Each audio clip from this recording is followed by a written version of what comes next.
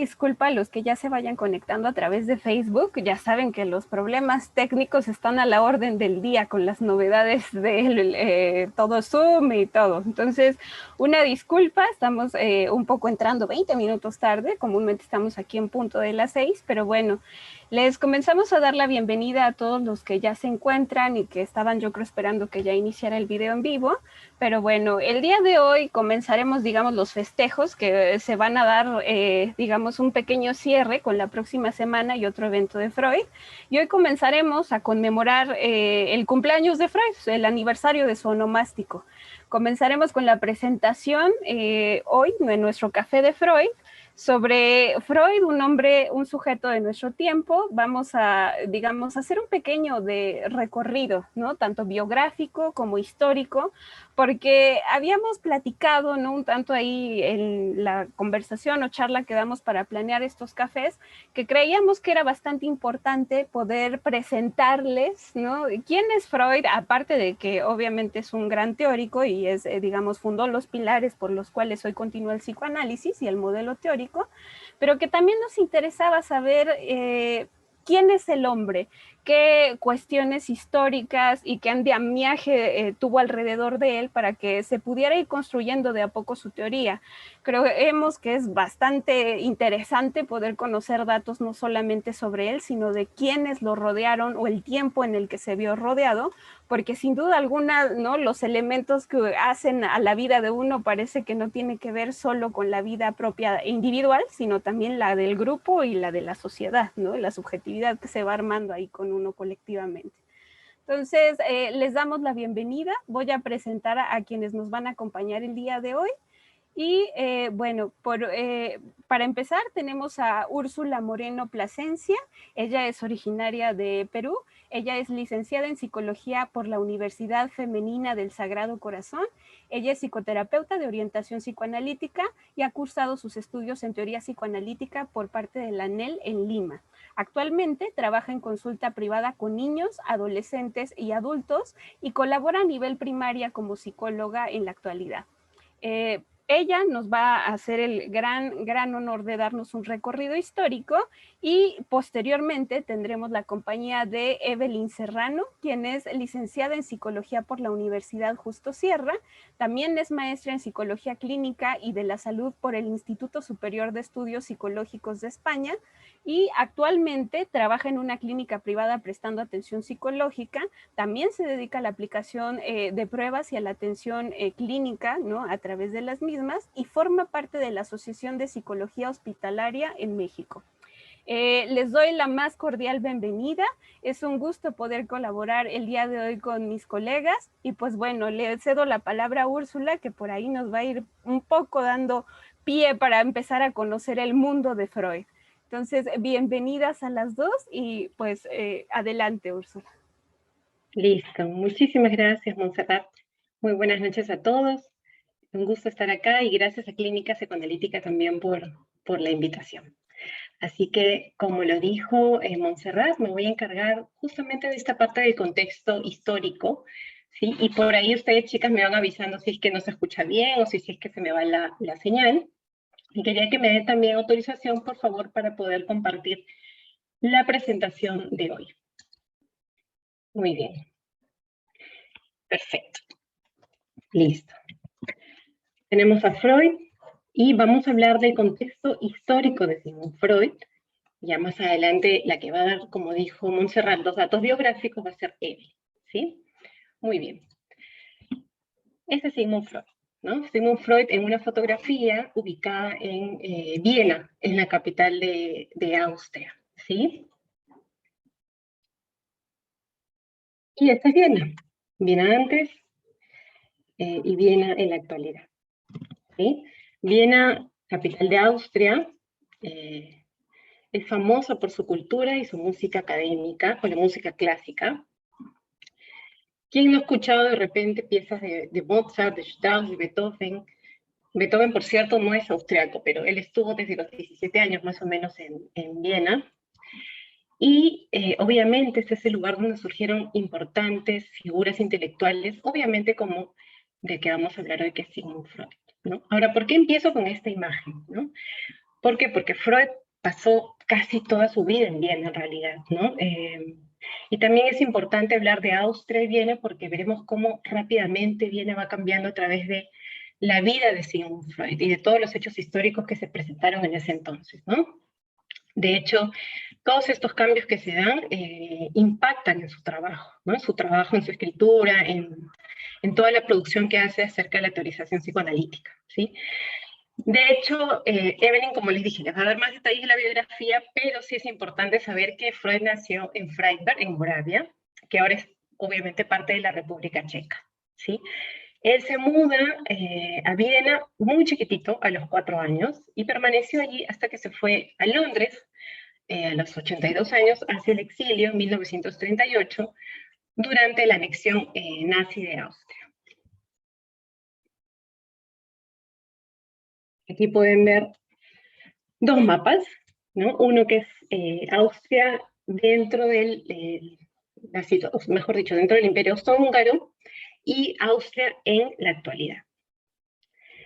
Ahora, ¿qué es lo que vamos a ver? Vamos a ver, ojalá que lo haga rápido, si me demoro, por favor, me avisan por ahí por el Zoom.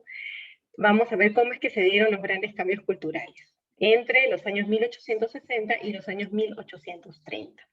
Y cómo estos cambios se fueron visualizando, a ver, en el arte, en la cultura, en la arquitectura, incluso la planificación urbana, por supuesto, algo que de repente es más representativo y que se le viene más a la mente a cualquiera en relación a Austria, la música.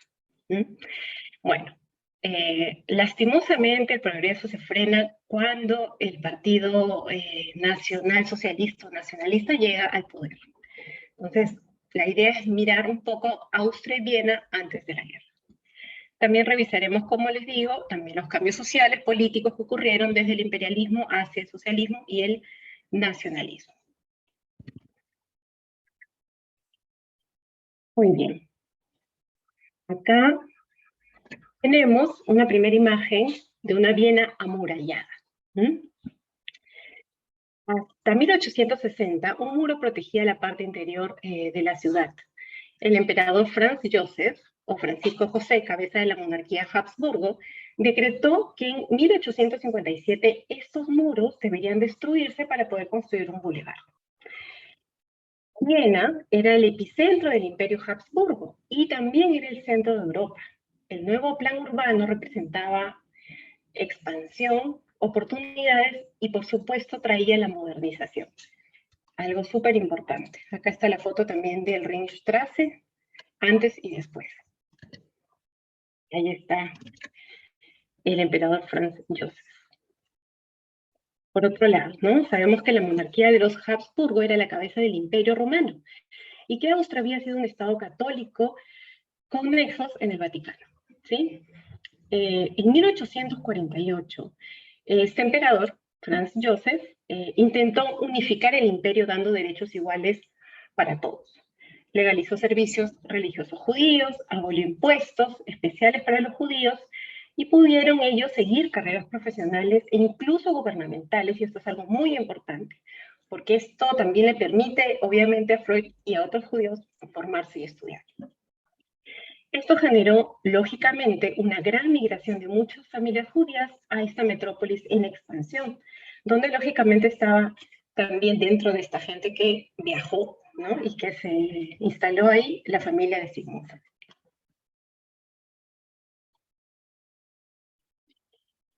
Muy bien. Tenemos aquí una imagen de Leopoldstadt y otra imagen de los judíos ubicados también en Leopoldstadt, ¿no? ¿De dónde migró exactamente la familia Freud? El distrito de Freud era este, ¿no? Era el segundo distrito de Viena, separado del centro de la ciudad por el canal Danubio. Se sabe que una gran comunidad judía se había ubicado allí, de hecho estaba la más grande sinagoga de la ciudad, imagínense eso. Y bueno, la religión jugaba un rol fundamental, ¿no? Habían diferentes posturas en relación a los judíos. Habían judíos que intentaban alejarse un poco o incluso rechazar la religión en aras de lo científico, del progreso, y otros judíos que eran un poquito más conservadores y ortodoxos. Entonces convivían entre ellos, defensores de sus diferentes posturas ideológicas, ya sea a favor o en contra. Pero al mismo tiempo todos trabajaban y transmitían su visión al respecto. Entonces, los nuevos vieneses que descendían de judíos invirtieron también en industrias, ¿no? Como el azúcar, el algodón y el acero. Contribuían a la economía, aportaban en las artes, empezaron como a acentuar más el habla del idioma alemán, a dejar de lado el hebreo, renunciaron a su fe, incluso algunos, y pertenecieron a la alta sociedad vienesa. Eso es muy importante. Ahora, como no todo es color de rosa, al mismo tiempo también existía el antisemitismo y el populismo, que estaba en ascenso aproximadamente en los 1890. Muy bien, acá tenemos unas imágenes, ustedes dirán por qué Freud está al lado de Gustav Klimt. A ver, les cuento. Alrededor de los años 1890, Freud empezaba su investigación y desarrollo de la práctica del psicoanálisis, como posiblemente varios ya lo sepan. Y en 1900, es un año muy importante, publica su primer texto psicoanalítico, La interpretación de los sueños. ¿Sí? Ahora, hay un historiador norteamericano, Carl Schorske, creo que se pronuncia, que compara el trabajo de Freud, específicamente el de interpretación de los sueños, y la carrera artística de Gustav Klimt. ¿Por qué? Porque ambos eran vieneses, líderes en sus campos, y en 1900 empezaron a enfocar su trabajo en el mundo interno, ¿no? Imagínense ese cambio tan importante, incluso en el área de la pintura. Ah, y ahí está, ¿no? La famosa pintura de la facultad que hizo Gustav Klimt, que fue como un encargo, si no me equivoco, para la Universidad, Aula Magna de la Universidad de Viena. Sin embargo, esta pintura causó indignación, ¿no? La consideraron no apropiada, mostraba mujeres desnudas, cuerpos delgados, hasta enfermos o vinculados incluso a la temática de la muerte, ¿no? Pero dense cuenta de que él hace un quiebre y un cambio muy importante de todo lo que era anteriormente lo clásico, ¿no? Él no copiaba a nadie, era original, particular, pero lamentablemente en ese entonces fue considerado arte degenerado y sus obras fueron más adelante destruidas por el ejército alemán en la Segunda Guerra Mundial, ¿no? Como les dije, él marcó un quiebre con los estilos clásicos y se enfocó en el mundo interno del modelo, apreciado en los rostros y en los cuerpos, ¿no? Muy bien. Ah, otra cosa, que de hecho en estas pinturas también expresan emociones, ¿no? Como ansiedad, incomodidad, tristeza y parte de lo que es la sexualidad. Acá tenemos otras de pinturas más representativas y los años. Y acá está el discípulo también de Gustav Klimt, Egon Schiele.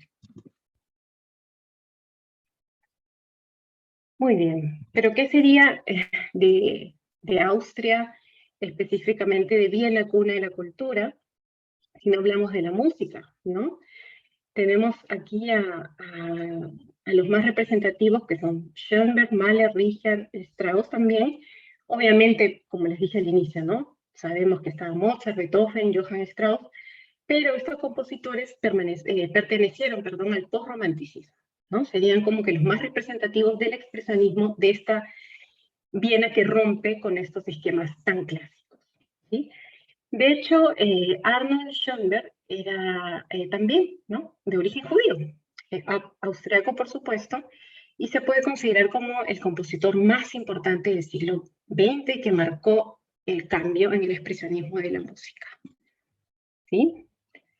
Y bueno, viendo todo esto podemos pensar a Viena como el crisol cultural, ¿no? Un sitio para el arte, la cultura, la ciencia y la política revolucionaria. Famosos también son los cafés de Viena, ¿no? Donde se reunían los intelectuales de diferentes ideologías y de diferentes posturas.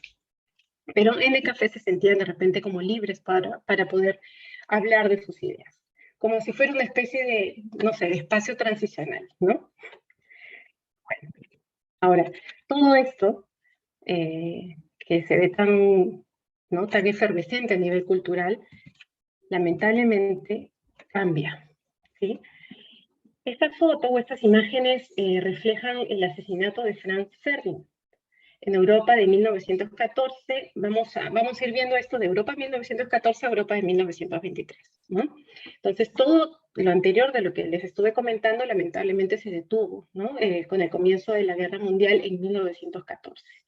Luego del suicidio de Rudolf, hijo del emperador Francisco José, el sucesor sería su sobrino, el que está en la imagen, el archiduque Franz Ferdinand. Pero cuando él va a visitar la región del sur de Bosnia, anexada por el Imperio Habsburgo, lamentablemente fue asesinado por los rebeldes.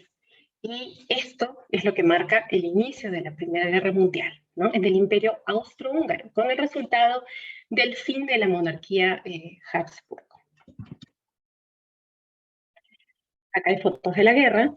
Entonces tenemos la caída de la monarquía, la disolución del imperio en 1918, momento en que culmina la guerra, y esto a su vez llevó un cambio total de gobierno, ¿no? En Alemania estaban los años del Weimar, y habían empezado, digamos, y en Viena, mejor dicho, a su vez también, tuvo su símil, que fue la Viena Roja, liderada por los socialdemócratas, que permanecieron hasta 1934. Ahora, en las elecciones de mayo de 1919 dieron paso a las primeras elecciones municipales en Austria, donde todos tenían derecho a votar, ¿no? Este sistema empezó con una breve recesión financiera también, que remarcó las inequidades sociales. Y creo que eso no lo mencioné, pero claro, o sea, si había tanta migración en Austria, en lugares de Austria, hacia Viena, obviamente que habían también dificultades en relación a la calidad de vida y encontrar lugares, digamos, adecuados para vivir, ¿no? Por las migraciones, como les digo. Bueno, para enfrentar esto, de lo que les estaba comentando, el nuevo gobierno quiso reducir la brecha entre ricos y pobres, invirtiendo en educación, en salud, justamente en vivienda, etc. Bueno, ahora tenemos también un hecho importante que en todo este proceso impactó, ¿no? Entre 1918 y 1934, periodo posguerra, postimperio y pospandemia, Europa había sido arrasada, ¿no? Arrasada prácticamente por la gripe española, ¿sí? Y todos estos cambios de los que yo les he venido hablando, tratando de ser lo más sintética, porque hay muchos datos de repente que estoy dejando atrás, pero todos estos datos sociales se reflejan también en la práctica psicoanalítica de Sigmund Freud, y en su investigación publicada en esas épocas. Miren lo que tenemos aquí. Primero escribió 2 textos mayores como respuesta a la Primera Guerra Mundial, Luminoso y Más allá del principio del placer. Luminoso en 1919 y Más allá del principio del placer en 1920. Ambos textos provenían de los traumas, es verdad, pues, ¿no? De la situación que la gente sufrió, dentro de los que también se planteaba pues la neurosis de guerra, trastorno de estrés postraumático y la real perspectiva de tener que enfrentar la muerte. Y de hecho todo esto me hace pensar un poco en la pandemia actual, ¿no? Todo lo que estamos viviendo.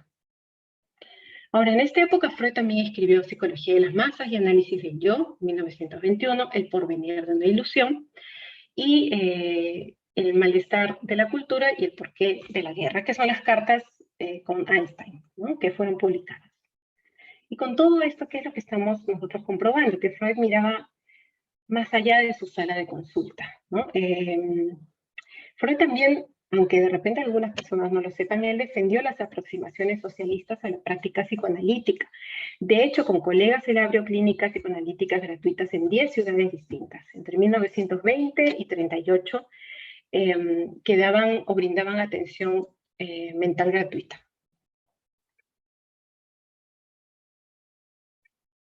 Acá tenemos la Karl Marx Hof, del arquitecto Karl Inn.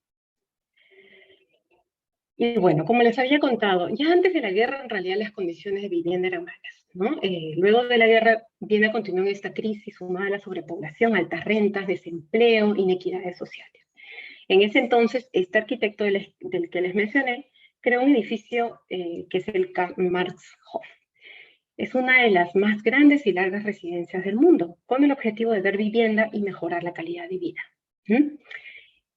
No fue la única. Esta y otras viviendas creadas en la época socialdemócrata fueron creadas con un costo para los adinerados, ¿no? A quienes se les elevaron los impuestos. ¿Para qué? Para que se puedan costear estas viviendas.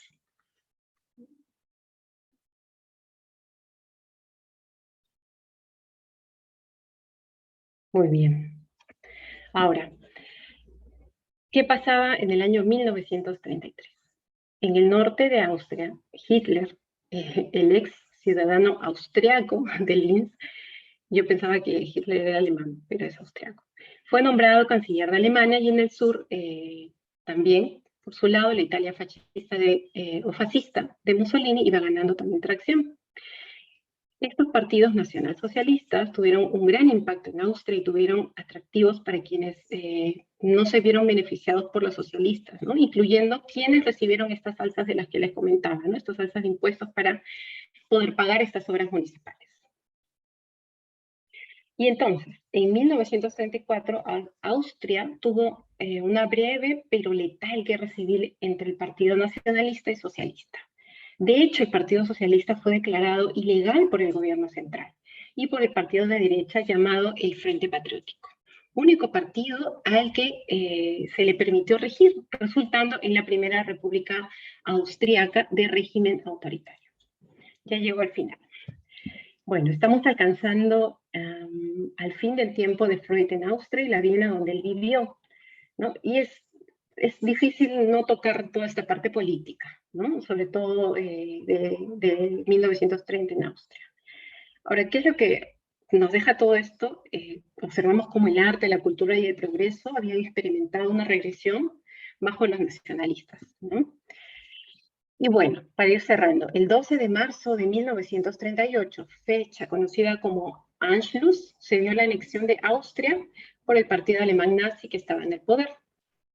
Lógicamente, Freud no quería dejar Austria, ¿no? Pese a que los simpatizantes del régimen nazi quemaron sus libros públicamente en 1933. Finalmente, y por suerte, cambió de opinión cuando la Gestapo se lleva a su hija menor, a Ana, ¿no? Para interrogarla. Y es en 1938, si no me equivoco, que se va para siempre de Austria, de Viena, el que fue su hogar por mucho tiempo, ¿no? Por muchos años. Muy bien. Eso sería todo conmigo. Les agradezco mucho por haberme escuchado. Y ahora pasamos con Evelyn.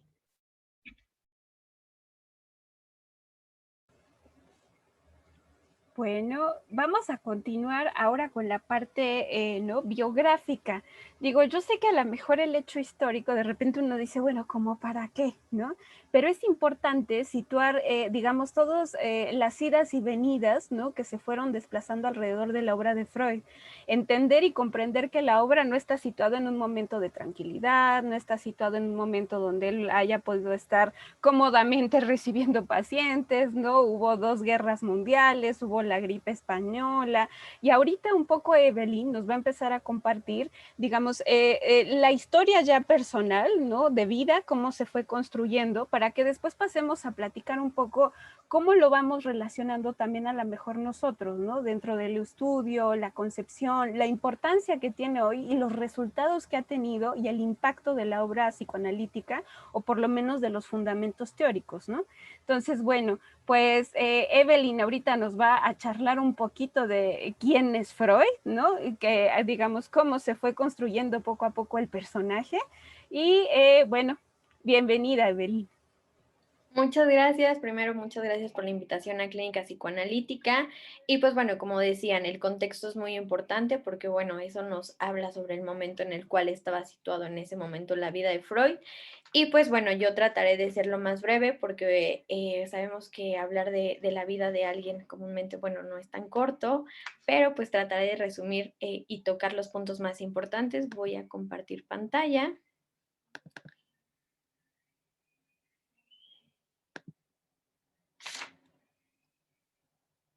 Y pues, déjenme regresar aquí. Bueno, Como sabemos, Freud nació el 6 de mayo de 1856 en Freiberg, Moravia, actualmente República Checa. Él nace a las 6:30 de la mañana dentro de, bueno, de un núcleo de una familia judía. Fue hijo de Amalia y de Jacob. Ellos, bueno, son dos judíos de Galicia.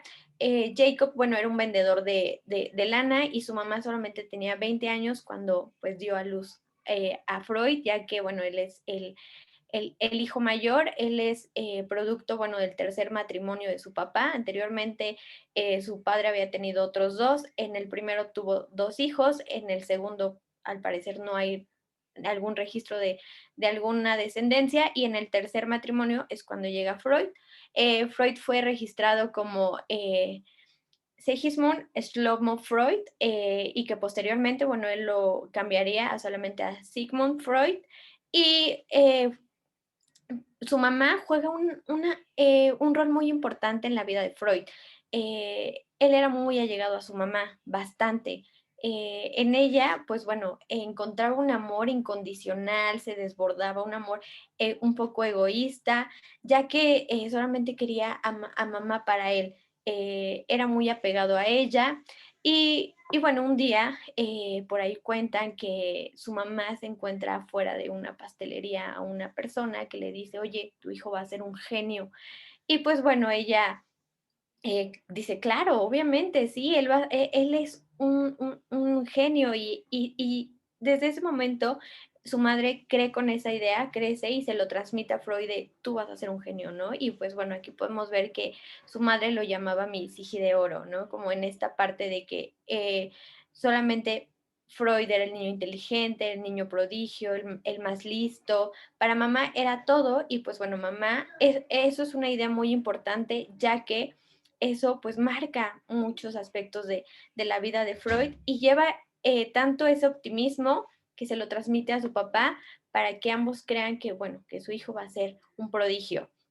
Freud, tiempo después, bueno, empieza en sus teorías, empieza a considerar que los niños que son preferidos por su madre, pues llegan a la adultez con mayor optimismo, llegan con mayor seguridad, y también de cierta manera en la infancia de Freud, él veía a su mamá de una forma pues como alguien atractiva, un poco pues deseable. Podemos ver aquí un poco del complejo de Edipo, del cual pues es uno de los grandes postulados de Freud, y cómo él desde ese momento, bueno, no lo conocía, pero tiempo después, bueno, él ya hablaba de esto, ¿no?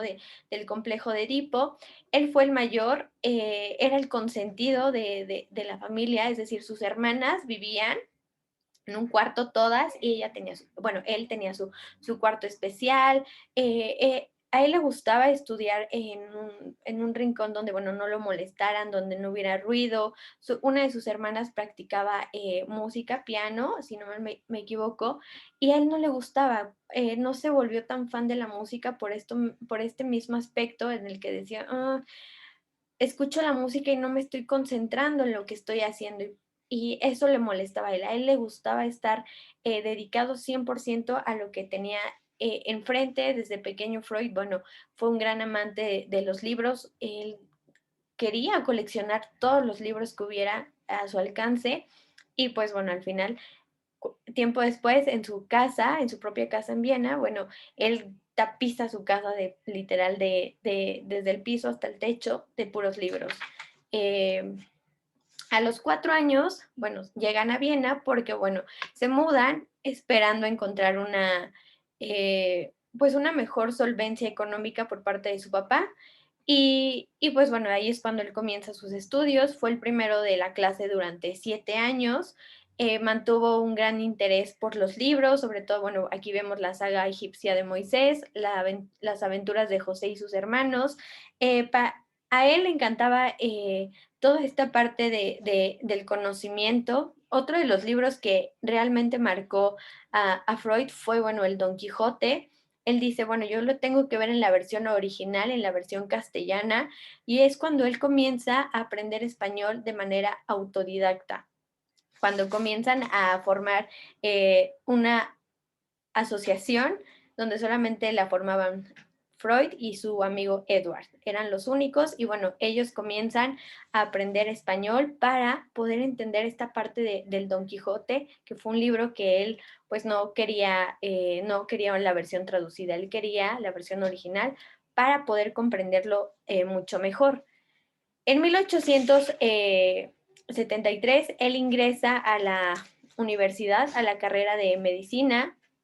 Freud realmente era un hombre que todo el tiempo quería saber qué pasaba, quería ver más allá de las cosas y pues bueno, en algún momento primero pensó en estudiar política, ¿no? Esta parte de derecho, filosofía, arquitectura, pero después él lo dice, él dice, el placer no me va a llevar a nada y entonces, bueno, tengo que ceder por algo que sí me deje, ¿no? Por algo que sea esencial, no me voy a dejar llevar por el placer, pero sí por lo que es esencial. Bueno, entonces él decide cursar la carrera de medicina, pero sin embargo a él no le gustaba. Es más, él ni siquiera tenía el menor interés en atender pacientes, era algo que no disfrutaba.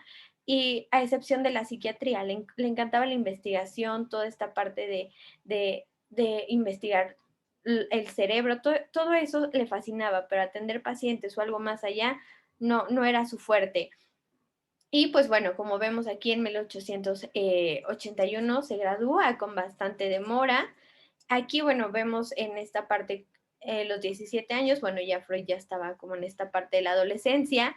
En ese momento Freud, bueno, él vivía su sexualidad de una forma, pues con una dualidad, es decir, en una parte se sentía como atrapado, donde se sentía frustrado por lo que le imponía la sociedad, pero en la otra parte decía que, bueno, la exhibición pulsional era como la destrucción. Entonces, como que en ese sentido, no fue alguien que vivió como tal su sexualidad.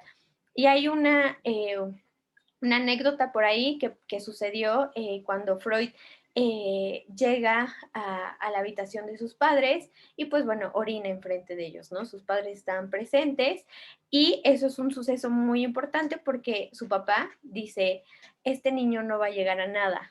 Eso se le quedó tan grabado a Freud que desde ese momento empezó a contar todo lo que él empezaba a hacer a nivel académico. Es decir, desde ese momento él registraba los logros que él tenía para, pues, decirle a papá, mira, si estoy logrando algo, ¿no? Entonces, en ese momento, bueno, Freud comienza su vida en esta parte de la medicina. En 1884, bueno, él publica un artículo sobre la coca, donde, bueno, él empezaba a hablar sobre cuáles son los beneficios, la historia un poco de esto de la cocaína. Sabemos que, bueno, él fue consumidor de la sustancia. Sin embargo, bueno, tuvo dos intentos fallidos. El primero, bueno, por curar con cocaína a su amigo Ernest Bond, él ya era adicto a una sustancia y Freud, bueno, para ayudar en esta adicción, dice, bueno, te voy a ayudar con la cocaína y lo que provocó fue de que se hiciera más adicto Ernest y pues bueno, terminó provocando la muerte. Es algo que todavía hasta la fecha pues son de los datos importantes, intentos fallidos y que bueno, que Freud nunca reconoció públicamente.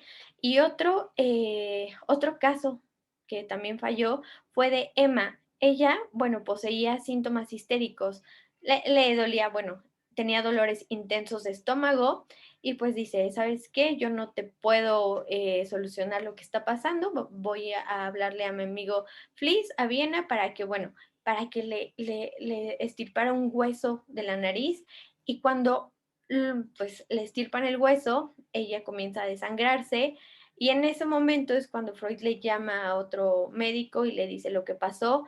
Eh, Afortunadamente Emma sí sobrevivió, sin embargo, pues quedó como con una deformación en la nariz porque pues bueno, le estirparon el hueso y terminó con una parte de la nariz hundida.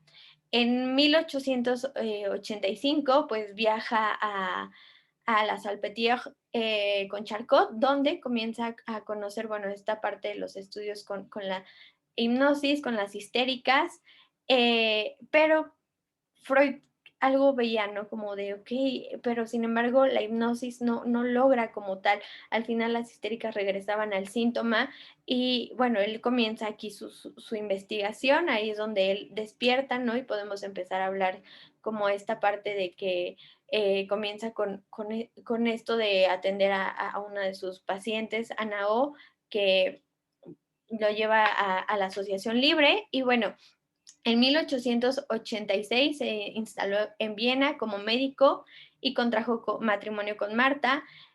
Tuvo que él dedicarse a la consulta privada, bueno, porque era uno de los requisitos para formalizar con Marta, porque bueno, Marta venía de una familia pues con muchos valores, una familia recatada y entonces pues bueno, eso era una de las condiciones y pues bueno, Freud conoce a Marta en el verano del 82 y pues dice que fue amor a primera vista y con ella tuvo, bueno, 6 hijos, pero en ese momento estuvieron algunos años separados y bueno, Freud amaba escribir, entonces era un escritor compulsivo y se dice por ahí que se intercambiaron 900 cartas, una fue hasta como de 22 hojas, ¿no?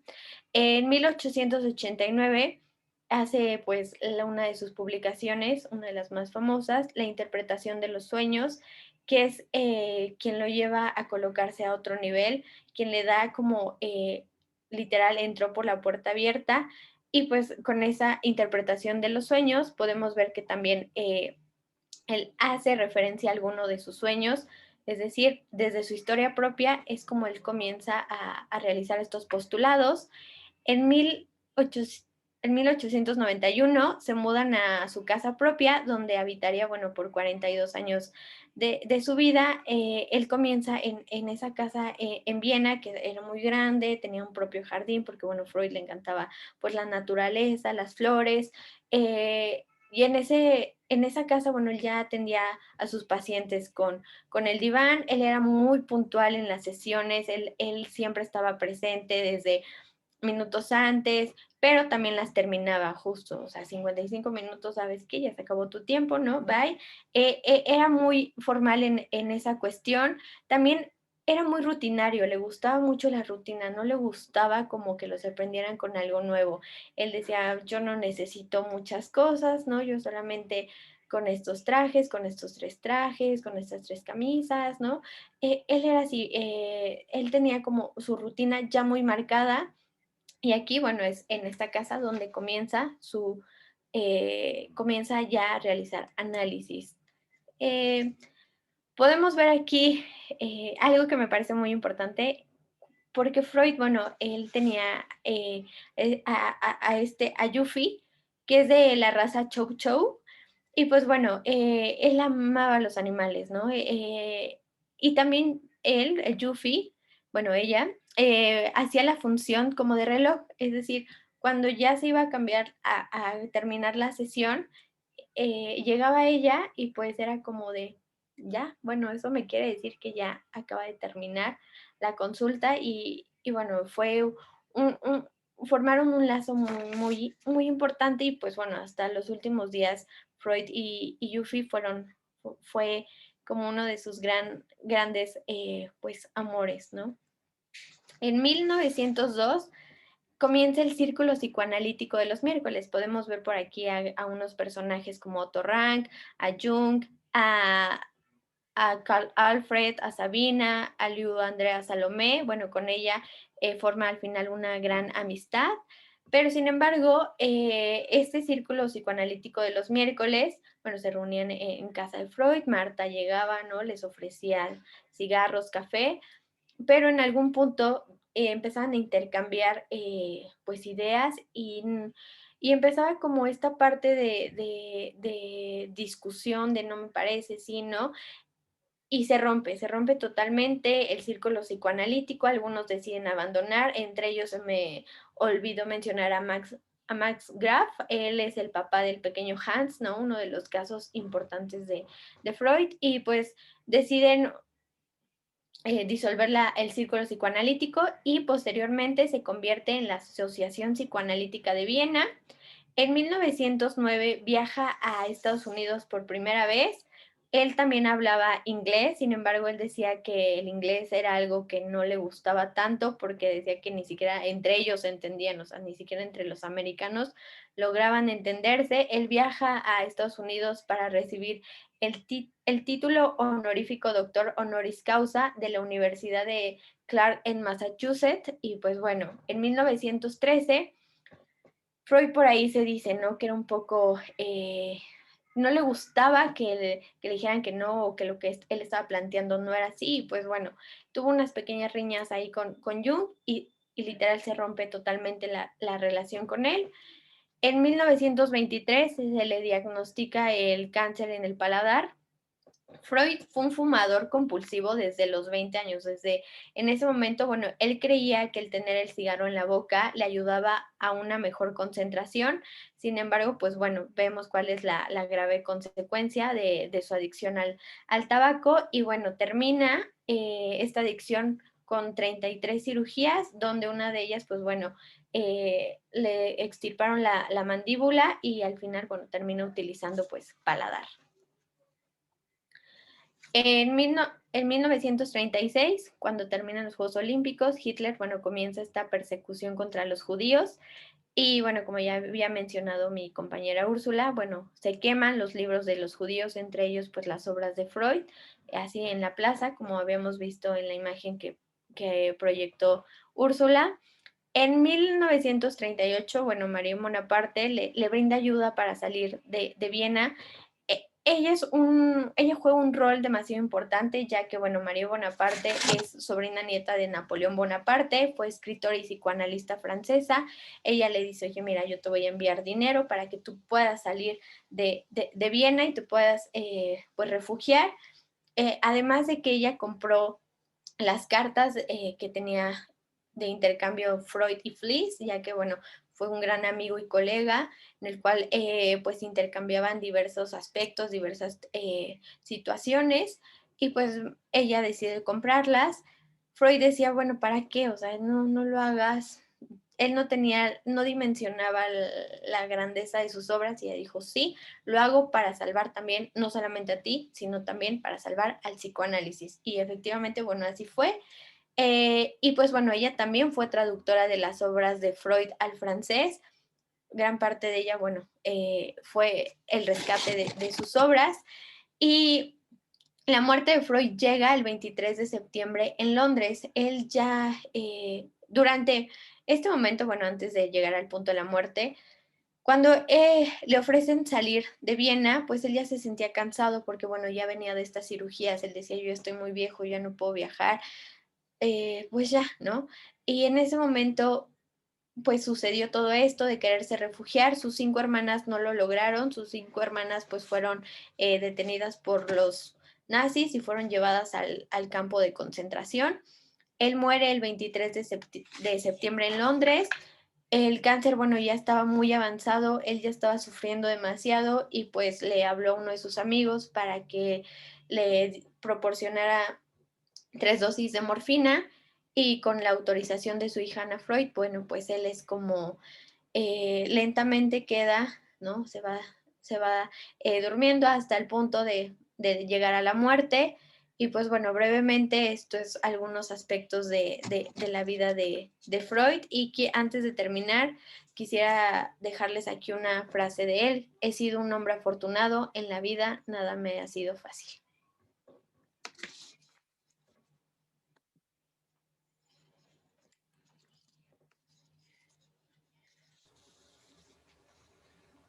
Pues voy a invitar a que Úrsula se nos una. Digo, no sé, ¿no? A los que nos están viendo, ¿no? Gracias por continuar con nosotros. Y pues ahora un poco el plan era comenzar a charlar sobre la importancia en los cruces que tiene ambas cosas, ¿no? El contexto histórico y la cuestión vital, ¿no? Toda la parte biográfica, sin duda, cuando uno ve contrastada la creación teórica, ¿no? Digamos, desde 1899 con la interpretación de los sueños, posteriormente ya 1920, 1923, 1935, conforme va todo el avance de todos los postulados, pareciera que un poco va sirviendo de reflejo, de espejo, ¿no? Para que nosotros pudiéramos entender cuáles son las motivaciones y las curiosidades que van dando a Freud durante todo el camino y durante toda la construcción. Todas estas distinciones, ¿no? Las modificaciones, el cambio de incluso paradigma, porque él mismo va cambiando comúnmente y constantemente las acepciones, pero creo que es muy interesante pensarlo como un hombre que pasó por un buen de sufrimiento en el contexto histórico, ¿no? En donde el orden de la migración estuvo todo el tiempo presente. Si precisamente no es que ellos cambiaran de continente, por lo menos sí cambiaron, ¿no? De casa, hasta que llega a una donde se sitúa por muchos años, pero pareciera que a pesar de ser su casa siempre está perseguido, ¿no? Por varios, digamos, por todas las guerras y toda la persecución hacia los judíos. Entonces, no sé ustedes cómo van pensando, qué les parece incluso el cambio tan radical, ¿no? El interés por la neurofisiología y terminar estudiando qué hay dentro de la mente, ¿no? Como un movimiento de curiosidad constante. No sé un poco qué se te va ocurriendo a ti, Úrsula, Evelyn. Claro, ¿no? Esta parte de que él decía que se identificaba un poco como con Cristóbal Colón, ¿no? Que él quería ser un aventurero de los mares y descubrir un nuevo mundo, algo así, ¿no? Freud, creo que no estuvo tan mal, ¿no? Lo logró en ese aspecto, al menos de descubrir una nueva forma de estudiar como la mente, ¿no? Descubrir como sus postulados con la primera y segunda tópica. Y creo que siempre podemos ver este aspecto de ah, podemos ver este aspecto de curiosidad de él, donde siempre pues se proponía y no se quedaba solamente con lo que había escrito, es decir, hoy podría escribir una cosa y después pasaba cierto tiempo y ya podía refutar eso y podía intercambiar. Creo que es algo que siempre se permitió. Digo, no sé, por ahí sí nos alcanza a escuchar Úrsula. Creo que no. Ah, caray, ¿qué estará pasando? A ver, no sé si...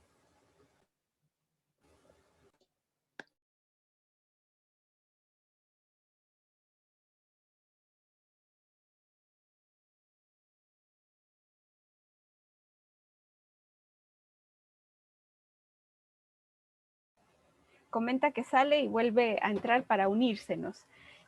Mientras voy comentando por aquí algo que nos hacen llegar por Facebook, ¿no? En donde nos mencionan, el modelo psicoanalítico de Freud sostiene que todo individuo para resolver sus problemas de manera adecuada debe de tomar conciencia de que el origen de esos problemas y conflictos que el individuo pudiera padecer se encuentra en su niñez e infancia. Digo, no sé un poco, ¿no? Digamos, el modelo psicoanalítico sí, pero creo que es justo pensar que todavía no existía el modelo psicoanalítico en ese momento, ¿no? Digamos, ahora ya es una postura y no precisamente ahora en niñez e infancia, ¿no? O sea, digamos que ha ido modificándose con el tiempo, creo yo, ¿no? Incluso él abandona la teoría de la seducción y el trauma como únicos y la única razón de, digamos, los orígenes de todas las consecuencias de neurosis, pero creo que sí es, a mí en lo personal me parece importante pensar que en ese momento no existía, ¿no? O sea, que él realmente, digamos, por el campo que dice Evelyn, de ir a encontrar otros mares, uno pensar en el genio que tiene que ser, porque a pesar de que, claro, como humano y como pues no sé, con el afán del encuentro de algo nuevo, novedoso, para poder dar explicación a los orígenes de ciertos síntomas, ¿no? Que estaban ahí, parece que él insiste, ¿no? La curiosidad persiste, a pesar de que varios biógrafos lo ponen como un hombre bastante nervioso y deprimido constantemente. ¿no? O sea, como muy dudoso de lo que está por ahí en la teoría, dudoso del postulado, dudoso de si vaya a funcionar, pero aún así muy preocupado porque también su esposa aguantara, ¿no? Como todo el recorrido y las carencias que a lo mejor se iban presentando. Entonces, parece ser que es un hombre como cualquier otro, pero aún así bastante listo, ¿no? Como para perseverar, creo yo. No sé ustedes cómo ven. ¿Ya nos escuchas, Úrsula? Por fin, Eso, sí, perfecto. ya las escucho. Escuché lo último, ¿no? De todos estos aspectos que uno puede mirar en su vida, ¿no? Uno lo puede agarrar, tomar de cualquier ángulo y, como tú dices, es un ser humano. Creo que al inicio, antes de que se me cortara Evelyn, también hablaba de estas reacciones que él tenía, ¿no? De esas posturas o a veces cierta rigidez con el tema ¿no? de tener a todos, digamos, por la misma, ¿no? En el mismo camino. Y si por ahí a alguno se le descargaba, él se movilizaba mucho. Eh, pero al mismo tiempo era alguien brillante, increíble, que producía un montón, pero de hecho con todo lo que hemos nosotros hablado en relación a su biografía, el contexto histórico, vemos también que todos estos cambios le permiten a él como hacerse muchas preguntas, ¿no? Y si bien sabemos que, claro, hay textos que empiezan con su autoanálisis, también está el contexto histórico, o sea, está en paralelo, ¿no? Están las dos cosas ahí, ¿no? Tanto su mundo interno con el que va validando cosas. Yo sé que hay gente que puede criticar a Freud diciendo, ah, pues, ¿no?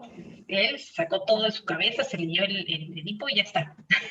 Ya se creó, ¿no? La teorización, pero no necesariamente es así, porque él, digamos, a través de todo lo que va, digamos, observando con sus pacientes, como que va validando algunas hipótesis y teorías que él se iba planteando, y eso es lo importante, ¿no? No sé si estoy un poco fuera de lo que decía, como les digo, me perdí, se me fue el audio, pero lo que también quería comentar es que a veces se tiene la impresión de que él, ¿no? Como si uno busca pues una página donde diga un concepto rápido, hay un solo concepto de Freud y ya. Pero Freud tiene 24 tomos, donde él mismo, ¿no? Freud contra Freud, donde él mismo cambia su teorización anterior, encuentra nuevos conceptos y siempre está en esa búsqueda, ¿no? de conocimiento para ir más allá de esta complejidad que tenía no solo él mismo, porque se preguntaba sobre sí, sino también en general del ser humano, y tenemos todo digamos, este postulado final, ¿no? Como más allá del principio del placer, ¿no? La teoría de la pulsión de muerte, de donde Lacan formula más adelante todo lo referente al goce, ¿no? Y todo esto que nos genera a nosotros como todavía un enigma, ¿no? Y por eso seguimos hablando de él y reflexionando al respecto.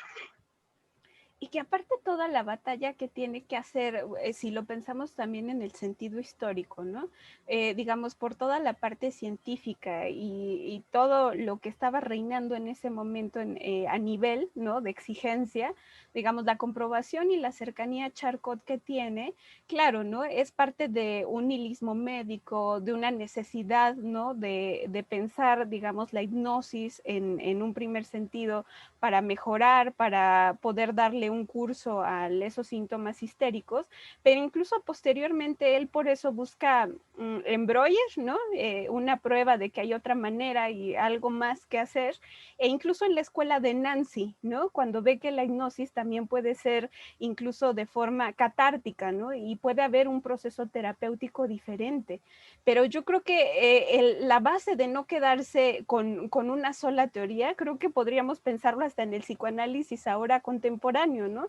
Tratar de cuestionar, tratar de perseguir, claro que tenemos digamos, los fundamentos teóricos, pero creo que sería bueno pensar que Freud también nunca se quedó en el mismo lugar, ¿no? Fue un constante movimiento en cada una de los pasos que daba, hasta, digamos, la teoría de la angustia, las modificaciones que da, la construcción del aparato psíquico, a pesar de que las tópicas no se, digamos, no discuten, sino se complementan. Creo que sí parte de pensar eso, ¿no? Que siempre uno puede pensar más allá para poder comprender a los pacientes, ¿no? Que por ahí la curiosidad es uno de los elementos fundamentales, que lo que nos dicen aquí, ¿no? De resolver los problemas de manera adecuada y tomar conciencia del origen. El origen también lo podríamos pensar como Freud y la manera en que fue dando pasos, ¿no? Para construir todo el modelo. No sé, Evelyn, ¿a ti qué se te ocurre un poco con esto que Úrsula incluso va comentando de todos los cambios, de las vueltas, los vericuetos que se encuentran, ¿no? Al enfrentarse al positivismo? No sé cómo lo vas pensando ahí con su propia biografía. Claro, yo creo que parte primero desde preguntarse, ¿no? Si todo es físico y entonces era algo que pues, no le bastaba con eso, ¿no? Decir, no creo que el ser humano sea solamente físico. Y entonces desde ahí va su inquietud de empezar a investigar, a indagar, porque desde niño era alguien que le encantaba indagar, ¿no? Como esta parte de la religión, también con su nana, ¿no? Que entonces él empieza a conocer esta religión donde hay ángeles, diablos y, no, hombre, para él fue como un nuevo descubrimiento. Y yo creo que todo el tiempo, mientras ustedes hablaban, yo me preguntaba, bueno, y ahorita con esta pandemia, ¿qué escribirá Freud, no? O sea, si estuviera vivo, ¿qué diría, no? Porque al final todo nuestro contexto va cambiando y creo que hasta la fecha, ¿no? Los grandes pensadores todavía nos seguimos cuestionando porque todavía hay preguntas que todavía no tienen respuesta. Y yo creo que en diversos aspectos Freud postulaba algunas veces ciertas situaciones, pero de repente decía, bueno, a ver, creo que ya esto no está empatando con lo que estoy viviendo. Y sí tomaba muy en cuenta el contexto, el contexto, pues bueno, cultural, social en el que estaba, no era como desde mi perspectiva, sino más bien creo que esto no está embonando con lo que estoy planteando. Bueno, a ver, vamos a hacer una modificación y creo que eso fue como muy importante y creo que hasta en los últimos de sus días, bueno, él nunca dejó de escribir, él todo el tiempo se la pasaba escribiendo, se la pasaba redactando, porque bueno, era alguien que siempre tenía que estar como con la mente ágil, como descubriendo como el enigma, ¿no? ¿Cuál es el secreto? Y eso creo que es algo que por eso hasta la fecha, bueno, Freud sigue siendo Freud, ¿no? Aunque muchos no les parezca y digan que ya el psicoanálisis está muerto, yo diría que todo lo contrario, ¿no? Que todavía sigue vivo y todavía da para más. Cuando mencionabas lo del enigma, lo primero que pensé fue en el complejo de Edipo, ¿no? O sea, digo, me queda claro que hay muchas cuestiones, incluso ahora en la modernidad, ¿no? Que se cuestionan en base a esos postulados, pero pensar en que en ese momento, bueno, eran los recursos que tenían, ¿no? Shakespeare, Sófocles, posteriormente también algunos escritores como surrealistas que se fueron incluyendo, que se le fueron acercando, pero incluso, digamos, todo el postulado que él requiere para ir dando respuesta, digo, ahora, quién sabe cuáles se acoplen, ¿no? Incluso tenemos a Máximo Recalcati pensando en el complejo de Telemaco, dándole ya como vuelta a Bion, pensando en la arrogancia, dándole una lupa de nuevo al Edipo. Entonces, creo que sí, el punto es eso, ¿no? La interrogante, el enigma que se encuentra dentro de la mente y que por eso precisamente lo que dice Evelyn a mí me parece absoluto, ¿no? Si no, no seguiríamos aquí, ¿no? Festejando ya los ¿qué decíamos? 165 años de Freud, ¿no? No comenzaríamos, ¿no? Con este no sé si llamarlo evaluación, pero este reencuentro, ¿no? Con su vida, con el contexto, con todo aquello y pensar también en el encuentro con lo que estamos viviendo ahora. Entonces, por ahí voy a introducir, ¿no? Una pregunta que nos hacen ahí en el Facebook, ¿no? Dicen que muy interesante, que gracias porque desconocían por ahí algunos datos, que buena presentación. Y hay alguien que nos pregunta que si Freud tenía alguna inclinación religiosa política. Ahí es una pregunta que se arma. Digo, no sé, creo que ahí entre las dos respondieron, ¿no? Era judío, pero era un judío bastante ateo, ¿no? Incluso él nombra que nunca es practicante y por ahí hay también una frase en alguna carta que envía, no sé si a Jones o a Fliss, no recuerdo bien, pero que estaba un poco cansado de que los judíos lo tuvieran como estandarte, siendo que él era el menos judío de la historia, ¿no? Que él realmente, pues bueno, solamente era representante porque no dejaba de nombrarse o esconderse como judío, pero que a final de cuentas no era practicante. Incluso si no mal recuerdo, Marta sí era hija de un rabino, ¿no? Ella sí era hija del rabino judío, y era una cosa muy contrastante porque, bueno, mientras él era todo lo opuesto, ella podríamos decir que estaba educada en lo más ortodoxo. Entonces, no sé, ¿no? Y de lo político creo que sí, Úrsula incluso mencionó, ¿no? En la parte como más marxista, o sea, como toda la entrada. Claro, sí, ¿no? Toda esta inclinación, y creo que ahí lo más resaltante es esta creación de las clínicas, ¿no? De salud mental, pero gratuita. Sé que se dice mucho y que tal vez más adelante el psicoanálisis se va por esta vía más elitista, ¿no? Porque uno escucha eso a menudo. No sé si realmente es tan así ahora, pero durante un tiempo tal vez así lo fue. Pero Freud no iba por esa vía, ¿no? Freud tenía más bien una perspectiva muy diferente. Y además recordemos que Freud no era de la clase o de la élite judía, ¿no? Más bien su papá, como Evelyn ya lo contó, no tiene toda una historia de esfuerzo, entonces él ha sido parte de este grupo de migrantes que vieron en Austria y específicamente en Viena toda esta oportunidad de desarrollo, de progreso, de crecimiento profesional, y creo que eso también guía, digamos, al menos a los judíos que querían ir por ese lado, ¿no? A alejarse un poco de la religión en aras de este progreso, ¿no? En aras del conocimiento, y por eso es que habían estas marcadas diferencias, ¿no? De estos judíos que no querían más que hablar alemán, y más bien los otros que iban por el lado contrario y que pensaban que tenían que retornar de repente a un espacio como más propio, ¿no? Y claro, entonces ahí nos damos cuenta de por dónde iba Freud, y bueno, Freud también tiene textos donde habla de sus posturas acerca de la La religión, religión. ¿no? Así es. Incluso, bueno, ¿no? Ahí lo comparo un poco con la neurosis obsesiva, con los rituales y la entrada, ¿no? Del Dios, el entramado del Padre, la representación. Pero me quedo yo pensando, ¿no? Cuando hacen la pregunta incluso de lo religioso y el estatus económico, que a lo mejor, y no sé si también puede hacer una lectura distinta, ¿no? Porque el niño de oro de mamá se convirtió de oro, pero no por los billetes, ¿no? Digamos, se convirtió de oro por el genio, ¿no? Digamos, del descubrimiento. Pensar, platicábamos por ahí, ¿no? En días anteriores nosotras, cómo lo plantean como los tres movimientos, ¿no? Que enfrentan a la humanidad entre Darwin, Copérnico y Freud, ¿no? Pensar que el ser humano nace de un mono, el ser humano, o por lo menos la Tierra, no es el centro del universo, y que por otra parte ni siquiera el hombre es dueño de sus propios pensamientos y sus propias acciones, ¿no? Que hay alguien más que lo domina.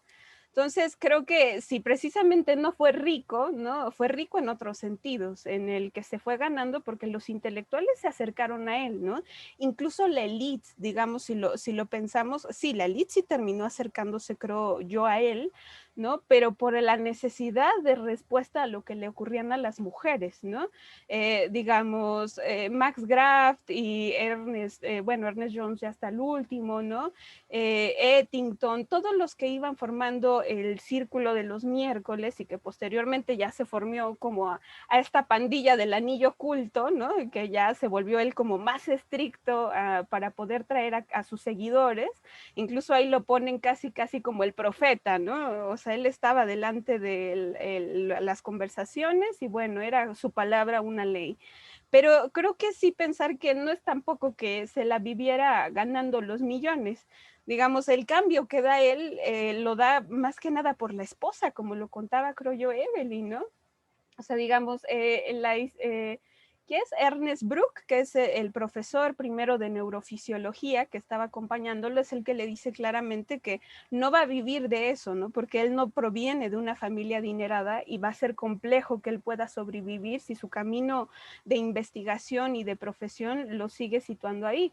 Y bueno, ahí ya voltea a ver como no queriendo la consulta y dice, pues ni modo, no habrá que ver pacientes, no nos queda mucha opción.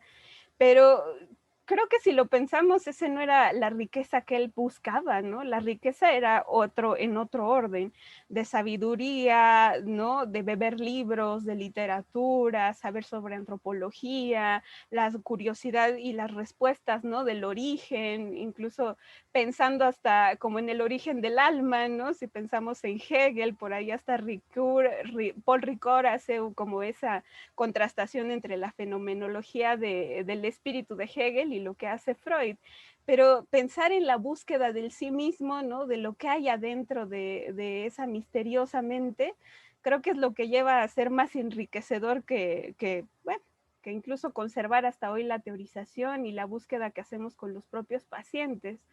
Pero es curioso, a mí me parece uno de los datos que lleva Evelyn ahí un poquito, él no quería conservar los materiales, ¿no?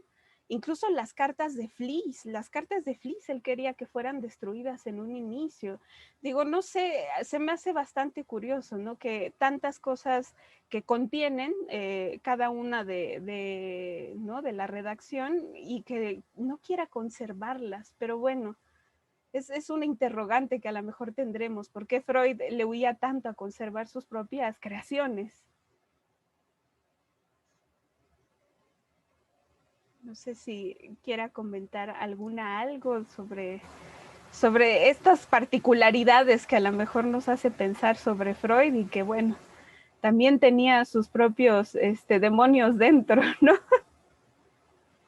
Justo, esto me recuerda como al texto de Freud con Da Vinci, ¿no? Con esta parte de que Freud, algo que le criticaba a Da Vinci era que se tardaba mucho en terminar las obras, ¿no? Y entonces decía, ¿por qué le da tanta vuelta, no? ¿Por qué no se siente y lo termina, no? Entonces, igual como en este aspecto de que, pues él se cuestionaba eso, ¿no? De por qué se tarda tanto y yo creo que ahorita con esto es como de, bueno, ¿y por qué?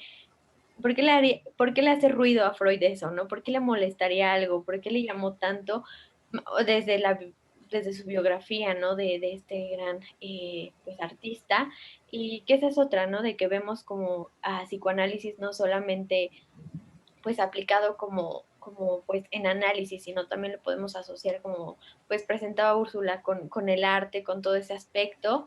Y creo que eso es algo también muy relevante y que pues lo hace todavía más enriquecedor en ese sentido.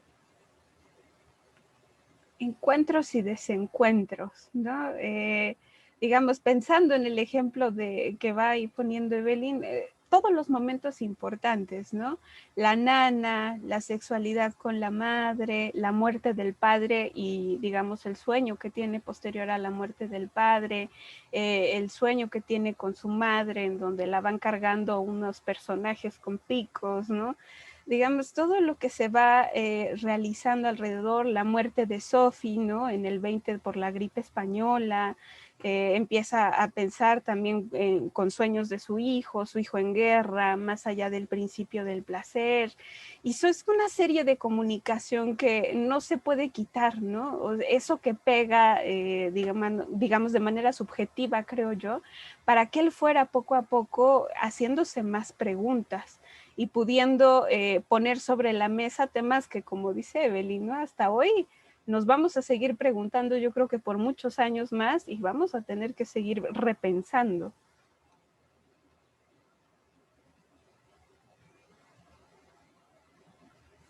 Yo creo que sí, ¿no? Porque, bueno, es parte finalmente de la complejidad humana, ¿no? Que va un poco por ahí. Creo que también sería como interesante recordar que él también se preguntaba por todo lo referente a lo femenino. Y que se quedó ahí, ¿no? Como una gran incógnita. Le También. faltó tiempo, ¿no? Claro, y además su época como que, no sé si lo limitaba un poco, pero claro, después se dieron muchas cosas importantes en relación a la mujer, ¿no? Y él estuvo en toda esta etapa, pues, del victoriana, como decíamos también, en algún momento de Moral. esta doble moral. Sí, Digamos, exacto. un dato bien curioso, ¿no? En esa época, por el lado de encima, digamos, por lo más consciente y lo permitido socialmente, sí era una moral sexual bastante recatada, pero en los datos históricos aparece que después de la guerra aumentan el nivel de prostitutas en las calles, ¿no? O sea, aumenta en un número considerable. Y creo yo que son como elementos que incluso definen el tema que hoy está en nuestra, ¿no? Como ahí en la pantalla, que era Freud, sujeto de su época, parece que se sujetó a muchas consideraciones de la época, ¿no? La sexualidad, digo, estaba sujetada y la transformó. Hay cosas de las cuales parece que no pudo escapar tanto, ¿no? El positivismo científico también escapó de él, logró, ¿no? Dejarlo y abandonarlo un poco para dar paso a esta forma de asociación libre y a esta forma no de comprobación, ¿no? Sino, vaya, de seguir abriendo como muchos más canales y más formas de poder llegar al inconsciente, pero que también parece que fueron limitando y rodeando, ¿no? A pesar de que él hubiera querido más, tal vez nos hubiera faltado otros 100 años de Freud para que le pudiera seguir dando movimiento a las teorizaciones. Y a lo mejor hay pensar que cada escritor, ¿no? Es sujeto de su época, digamos, va en contra, ¿no? Digamos, del el establishment, creo que él fue en contra del establishment de aquel momento. Ahora, claro, se ve de manera diferente porque han cambiado los paradigmas, ¿no? Pero en aquel momento por lo menos causó un ruido bastante intenso, ¿no? Entre los médicos, entre los psiquiatras, entre lo que ya se empezaba a introducir como una forma de terapéutica, ¿no? E incluso en hablar de la sexualidad simplemente desde una sexualidad infantil y toda la visión que él agregó para que hoy podamos volver a preguntarnos sobre la sexualidad y los avatares que se están teniendo en las discusiones, no solamente psicoanalíticas, sino también dentro de lo social a lo mejor, ¿no?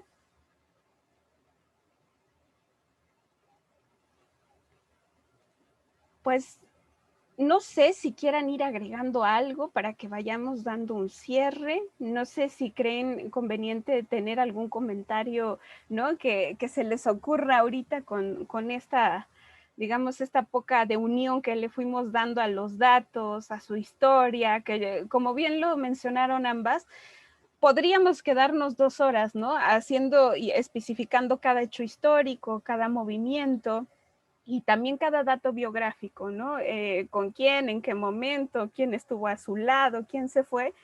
Pero bueno, pensábamos que era importante dar aunque fuera un breve recorrido para comenzar, ¿no? Abriendo la próxima semana, ya tendremos el mero 6 de mayo, ¿no? Una conmemoración, pero creo que era bastante bueno encontrarnos hoy. Entonces, no sé, Úrsula, Evelyn, si alguien quiera alguna, dice yo, para poder dar un comentario.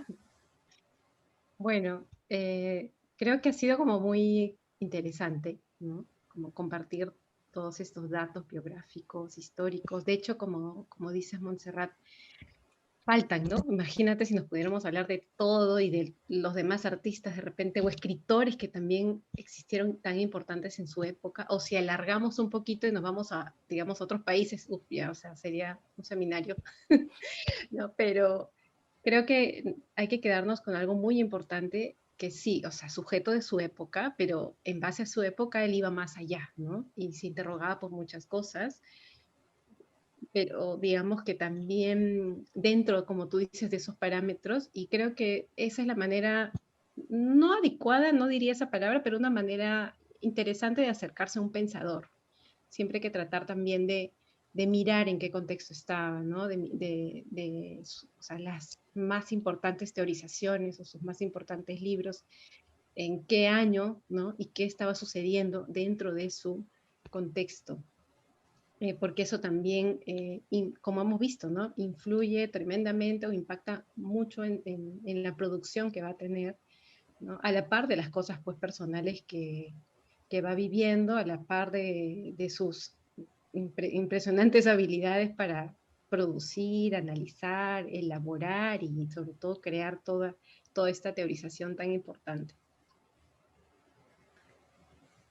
Y bueno, yo concuerdo con Úrsula en ese sentido de que pues podríamos pasarnos aquí todo el día hablando, ¿no? Porque, y cada vez saldrían más datos, pero bueno, tratamos de ser lo más breves y que pues hablar a esto a nivel pues general. Y yo creo que no podemos hablar de un sujeto sin hablar de su contexto, ¿no? Entonces ambos van de la mano y efectivamente Freud es sujeto de su época, pero siempre con una pregunta que iba más allá de la época, ¿no? A lo mejor que se planteaba ya hasta en un futuro, ¿no? Como un viajero en el tiempo, como si él supiera qué iba a pasar años después. Entonces yo creo que eso es algo de lo cual Freud pues sigue siendo una mente brillante, ¿no? Que seguimos leyendo y cada vez que uno lee y vuelve a releer, uno puede encontrar algo más, algo nuevo. Yo creo que en ese aspecto, bueno, yo me quedaría con que siempre podemos rescatar algo nuevo en sus aportaciones y que pues van a la par igual con el contexto.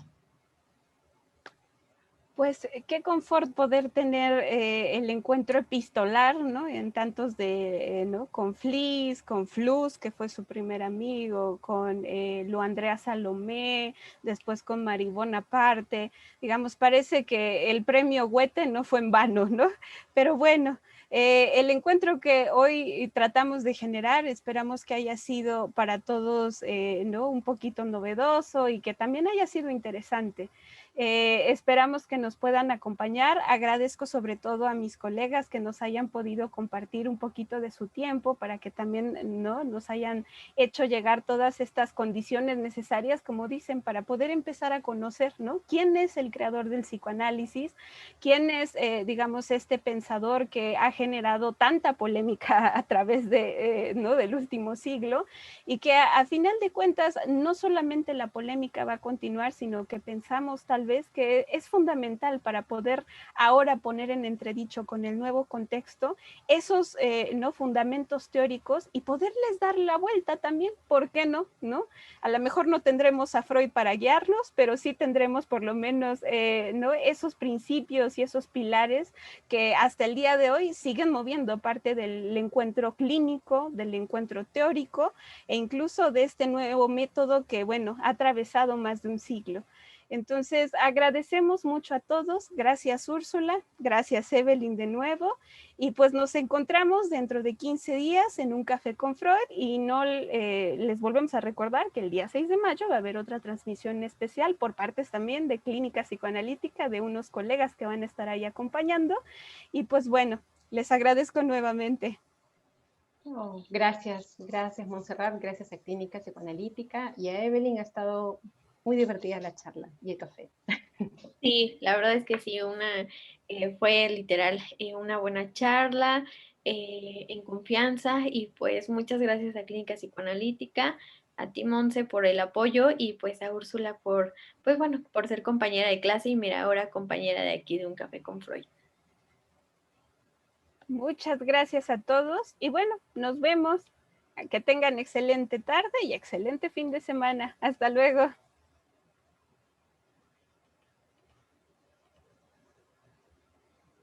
Creo que ya lo paré. Listo, muchachas. Ay, ¿cómo? Todo bien. Todo bien. Pero, todo bien, sobrevivimos. Sobrevivimos. Hoy era día del psicólogo en Perú. Sí, ¿verdad? ¿Y por qué sí, no justo, me mira, dijiste? porque me olvidé de los nervios. Yo estaba con la idea de decir, sí, ¿no? Y hoy día es un día especial porque también en Perú es el día. Me olvidé. Ahorita acabo de ver porque alguien comentó felicidades por el día del psicólogo en Perú y yo, chis. Ay, sí, me había olvidado. Ya de los nervios, o sea, no hay forma. No hay forma. No hay forma. ¿Qué tal, muchachas? ¿Bien? Sí, yo al inicio estaba, así como que si me olvido, que no sé qué, ¿no?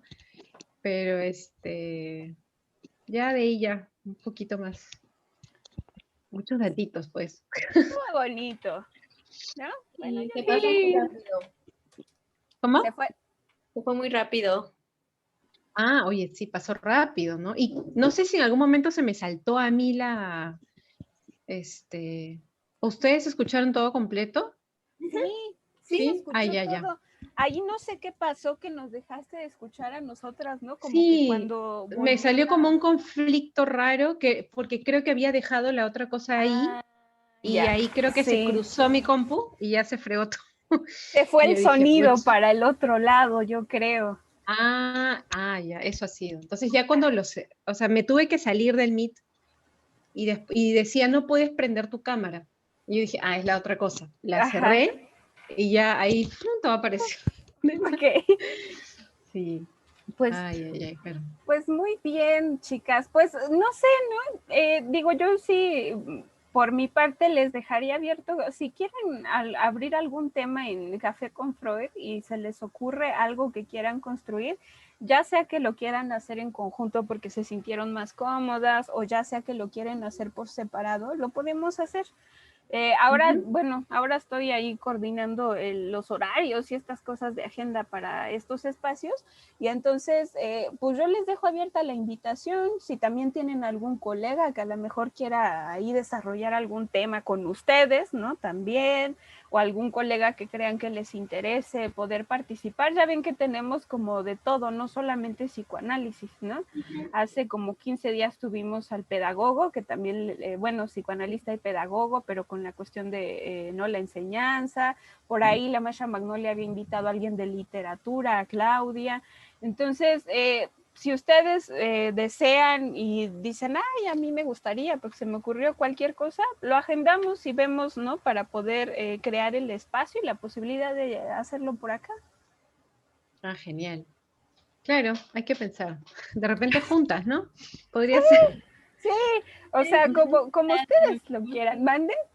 Sí, estaría padre juntas, a lo mejor un tema relacionado con el arte, ahí tomar, no sé, Freud y el Moisés o Da Vinci o yo qué sé, ¿no?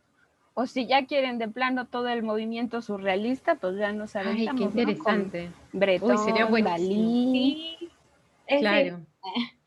Podríamos hacer algo así, ¿no? Si quieren, cada quien a lo mejor podría tomar, digo, se me ocurre ahorita que dicen algún personaje, ¿no? Bueno, personaje del arte, ¿no? Que le interese y poder sacarlo por ahí para ver, ¿no? Cómo lo vamos, si no contrastando precisamente, porque la lectura psicoanalítica del arte luego es medio movidona, ¿no? Por lo menos sí pensar la influencia, ¿no?